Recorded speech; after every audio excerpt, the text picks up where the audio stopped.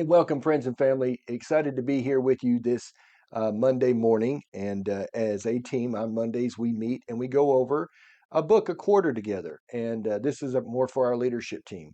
And it's Extreme Ownership by Jacko that we're visiting. We're just reviewed chapter 9 in this book. Chapter 9 is called Plan. Now, there's a lot of great learning lessons that came through this chapter that I want to share with you today. Um, and so, first, I think I'm just going to go ahead and set this up a little bit, how it works in real life. Like for us, as a young company, today is a very special day, actually. Today is Monday the 9th, 2024. We're going to be doing a ribbon cutting out here today at 11 o'clock. So excited to be doing that today. Uh, when you think about a ribbon cutting, I tell you this, I think there's a lot of hands that go on that ribbon, on those scissors, right? There's not one hand that gets anything like this off the ground. It's a bunch of hands working together. And whenever you have a bunch of hands working together, there's going to be hiccups, there's going to be mistakes. So one recently that we have experienced is, um, and it's kind of new to us, is writing checks, like getting checks out on time and making sure they're 100% accurate. That had been we had missed a thing or two, nothing major, but enough that we're like, okay, we've got to fix this. There can't be an error and people getting paid on time and promptly and correctly, right? Like that's not acceptable. And so once we brought it to the leadership team and we hashed it out right there in that room. And really, it was one of the junior leaders in our leadership team that was able to kind of zoom out and say, mechanically, this is how this should work. Like everything needs to be double checked by your operations manager. And it was the operations manager that said, why aren't we sending these um, when you close when a deal closes, there's a form they fill out, and to be accurate, why don't we send it, because we do that for the agents. A lot of agencies probably have their agents fill that out, but we do that for the agent. But we needed, she said, why don't we just send that over to them to make sure it's accurate and they get their approval on it? So now, in just a little bit of time, as a leadership team, we had put together a plan. And then immediately after it was over, the leaders went out and they briefed the boots on the ground. This is our new system. This is how it's going to work. And so, in hopes that we don't miss any more deadlines, that people aren't waiting more than they need to for a paycheck, and that everything's accurate, and that's super important.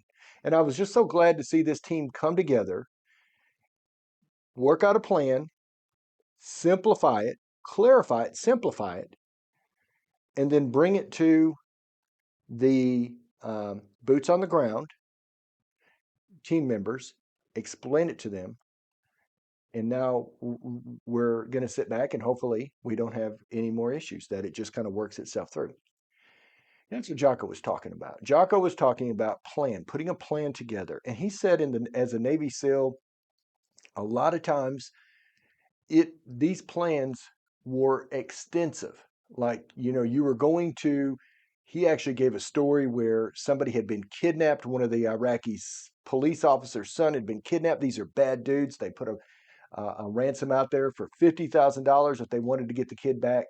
And he said often when the ransoms were paid, they went ahead and killed the hostage. Uh, Sometimes tortured them. So it wasn't no joke.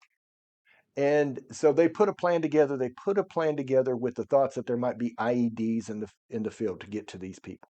They put a plan together thinking that there may be machine guns set already in the house, aimed out in the area where they might be trying to come in and break in and get the hostage out. And so they thought through the largest extent of it, and they put a plan together.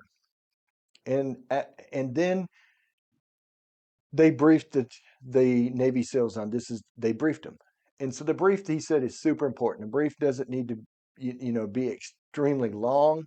It needs to be very clear and then simple. And so after the brief, he cleared it up and he said, these are the three things that we want to do. One, we don't want to be detected. We want to be completely unheard and unseen. Two, once we engage, we want to be fast to be able to get in and get the hostage out. Three, we don't want to lose any lives and we want to reclaim the hostage in the process. Simple. So they go through that briefing. They work together. They go out to this place where the hostage was. They locate it. They bring people out to the field to be sure with their machines to make sure there were no IEDs. That's ground explosives. They bring out their tools. They don't detect any IEDs, but yet they plan for it. They planned that they could be there, and even though they weren't there, that's phenomenal. But they, in their plan, in case it was there, so they didn't want to. They mitigated. Secondly, when they got to the door, they set off a bomb, blew it up. They actually said the Iraqi soldiers were a little slow to get in, so the Navy SEALs, they were doing this with the Navy SEALs, and the Iraqi soldiers were working together to go in and get this hostage. And so the Iraqi soldiers were a little slow, but the Navy SEALs pushed them right through that door. And then they cleared the rooms, they grabbed the hostage, and thankfully, there wasn't even no machine guns in the windows or nothing like that as well. But again, their plan was so tight that they planned for the worst. So, plan for the worst, hope for the best. That's what they did. And in that process, nobody got killed. And thankfully, they were able to bring out the hostage. So, guys, that's the deal when you read this. It is super important to put a plan together. Zig Ziglar said, and I love Zig. I'll be going out to visit Tom and um, the Ziglar headquarters in Dallas Wednesday. I'll be flying out. But I love Zig Ziglar. And, Zig said it best. He said, you got to plan to win, then prepare to win, then you can expect to win. See, I went a lot of my life just expecting to win without the planning and preparing. I thought maybe I could just go out there and smile and just on talent alone, which I ain't that talented. I don't even know why I thought that. But I was hopeful that maybe you could just go out there on talent and on a smile and wing it and do pretty good. But people see through that. But when you plan to win and you prepare to win, then that's when you can expect to win. So I challenge you guys. Are you having a challenge in your life right now? Is there something going on? I just want to encourage you to really step back and think about it. Don't just, sometimes we get too in the weeds. We get too into the details, or we live our life to impress the wrong people when it really needs to be, the focus needs to be on whatever the real issue is. But have we really took the time to plan and prepare so that we can expect to win? That's my question to you today. Whatever challenge, whatever tribulation, ours, I told you right off the bat, was making sure that people got paid promptly and accurately. That's a problem when that don't happen in our world. In the Navy SEALs world, if you don't plan and prepare properly, then there's a good chance you could have a leg blown off, an arm blown off, a dead body, a body bag coming back. So it's pretty serious stuff.